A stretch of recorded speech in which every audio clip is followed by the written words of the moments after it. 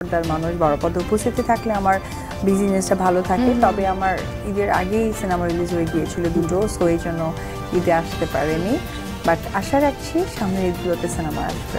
এবার অপু বিশ্বাস তার পরবর্তী সিনেমা এবং সেই সিনেমাতে শুটিং সেটে শাকিব খানের সাথে ঘটে যাওয়া কিছু মজার দৃশ্য শেয়ার করলো এক ইন্টারভিউতে। আজকের এই ভিডিওতে সেই ইন্টারভিউ সম্পর্কে বিস্তারিত জানবো, তাই ভিডিওটির শুরুতেই একটি লাইক দিয়ে সম্পূর্ণ দেখতে থাকুন। অপু বিশ্বাস, শাকিব খান সহ বাংলাদেশের মিডিয়া পাড়ার সকল ভাইরাল নিউজগুলো সবার আগে পেতে আমাদের চ্যানেলটি সাবস্ক্রাইব করে নিন। সেই সাথে ভিডিওর শুরুতেই আপনাদের কাছে প্রশ্ন রইল, আপনারা কে কে চান যে শাকিব খান এবং অপু বিশ্বাস আবারও একসাথে বাংলা সিনেমায় অভিনয় করুক? আপনারা অবশ্যই কমেন্ট করে যাবেন।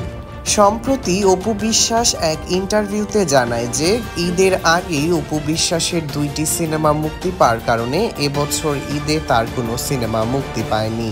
এদিকে অপু বিশ্বাস আরও জানায় যে সে শাকিব খানের সাথে পরবর্তীতে সিনেমা করতে ইচ্ছুক।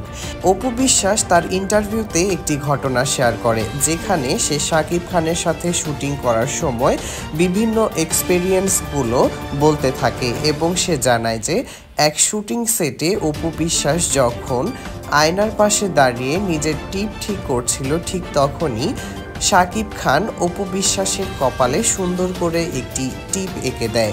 সাথে সাথে সেই শুটিং সেটের সকলে অবাক হয়ে যায় এবং করতালির মাধ্যমে তাদের দুইজনকে অভিনন্দন জানায়। অপু বিশ্বাস জানায় যে শাকিব খান যখন তার কপালে টিপ এঁকে দেয় তখন সে অনেকটাই অবাক হয়ে গিয়েছিল।